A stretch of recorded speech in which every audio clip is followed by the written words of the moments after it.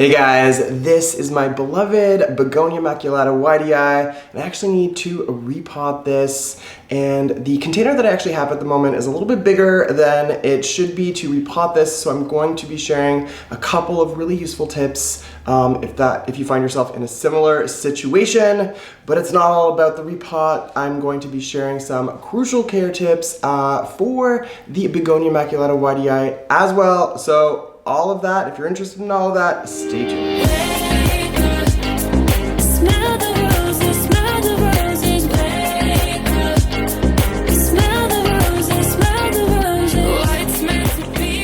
These plants are native to Brazil and can actually grow 3 or 4 feet tall, so they can get quite big if you get things right. Now mine as you can see, has some ways to go to get to that 3 or 4 foot height, but it's actually come quite far as it stands right now. Check out this footage from just under a year ago. These are one of those really rare beauties that are showers and growers. All right, so if you want to check out more of that older footage or that old video, click this link right up here. So guys, I'm actually going to be using this container right here. So I actually had my clivia in this previously. I had to repot that, and now this has become free. So there is a drainage hole, and there is a sort of matching saucer that goes along with it, so that will work. And like I said, it is a bit bigger, but I have several really important key tips that will help in this sort of scenario. And yeah, typically I use, I think, like terracotta and mostly white containers for all of my plants. I do have a couple of, maybe 2, maybe even 3 or 4 black containers. So I think in this whole space, this being a black container has a little bit more of a presence and kind of stands out a little bit more. And I think this will work perfectly for my beloved Begonia Maculata Wightii. Thanks for checking out this video. I'm Tyler, and if you like what you're seeing or you find this video to be useful, don't forget to give it a thumbs up, or better yet, you can subscribe to my channel. All right, so let's jump into some crucial care tips before repotting this Begonia Maculata Wightii. So in terms of light and watering, let's start first with lighting. Now, these plants are definitely not low light plants, and they can handle some direct sunlight. But that being said, the ideal lighting you want to provide your Begonia Maculata is bright, really bright indirect light. Now they will be able to tolerate, like I said, some direct sunlight. If you can give them some beautiful morning sun, then all the better. Now in terms of watering your Begonia Maculata Wightii, it's really best to let the topsoil and even kind of more than that dry out before you water your this plant again. So you really want to make sure that it's drying out, and then you can give it a super healthy, really kind of a ton of water after that, and then you kind of repeat that cycle over and over, and that is the best sort of scenario in terms of watering this plant. All right, so beyond light and water, it is a good idea to fertilize your Begonia Maculata Wightii. A good diluted, well-balanced liquid fertilizer is probably best, and you can kind of limit that to the summer months or the growing season, ideally. Another really important tip when it comes to these plants is using a stake. Just really helps everything kind of stay upright and lets new growth come in really nicely, and it just makes it a little bit more easy and carefree to care for.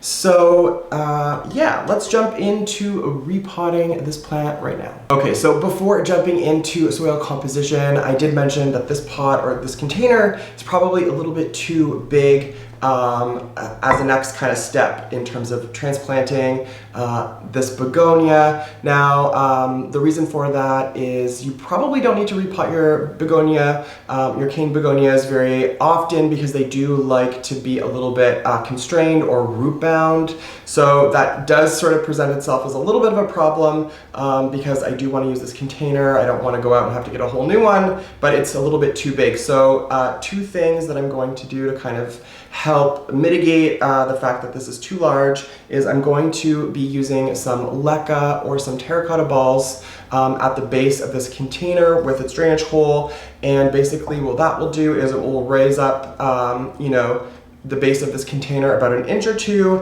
and then I'm actually going to be using this nursery pot inside this container, and this is a more appropriate size for this plant as its sort of next step in terms of home. So this will be able to sit on those leca balls and just prop the nursery container up the right amount. And this is really great because there's drainage, a ton of drainage at the bottom of this container as well.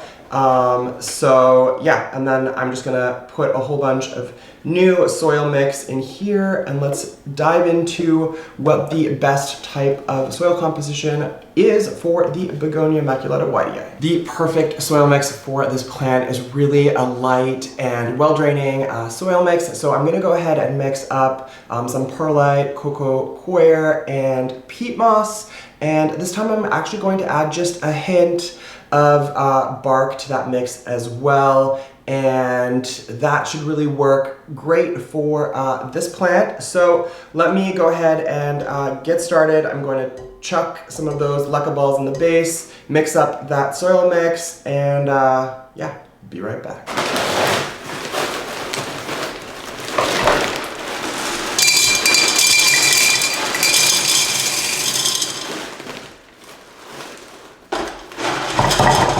All right guys, so here's the mix here. I've used about 3 parts of each cocoa coir, peat moss, and perlite, and about 1 part of the fine bark as well in there. So that's the ratios for this soil mix. All right guys, so I'm ready to do the transplant or the repot. I have an empty bowl, and basically I'm going to remove the bamboo stake that I have using to hold this plant up, and then I'm just gonna kind of use that around the circumference or perimeter of the container just to loosen up the soil, and then I'm gonna kind of let all of the old soil fall off into here, check out the roots, which I'll show you, and then use the new soil mix to repot it in the nursery pot that will then fit into its new beautiful black container. So let me go ahead and loosen this with the stake, and then I want to show you guys the roots. Hopefully they're nice and healthy. All right guys, so pretty little dense root ball here. It's a little bit more moist than I would hope, so probably hold back on watering it as often as I have been, so slow down on the watering, but yeah, it's ready for its new container. All right guys, here it is. What do you think? So a couple of things. I did go ahead and add some more leca at the base of the actual nursery pot itself, so not only in this container, but then again some more in the nursery container, and the reason for that is, as you saw, the root system was shallow, and because they do like to be a little bit more root bound, I thought it made sense to kind of, you know, create less depth in that nursery container by using the leca balls, just to kind of keep the root system a little bit more constrained. And then I went ahead and obviously used my soil mix on top of that. And I did go ahead and add an extra stake to this whole new setup, which is great. Don't be afraid if this looks a little bit weird, or after you repot yours it looks a little bit weird, because just the angle of the leaves and stuff will start to change over time and kind of drop down a little bit. Right now they look like they're sticking up because I've staked the canes in a different spot. So like I said, don't be afraid if it looks a little bit funny initially, that will change. But I absolutely love this plant. So happy to have it in this flashy new black pot. Oh, are you okay, Dexter? The dog's having a cough attack. That's it for me. Let me know if you have any questions or comments on this repot or care for this houseplant in the comments down below. Oh yeah, to really show me some love, you can click on the bell for alerts and notifications for future content. Don't forget to like and subscribe to my channel, like this video. Missed you guys already. Until the next one.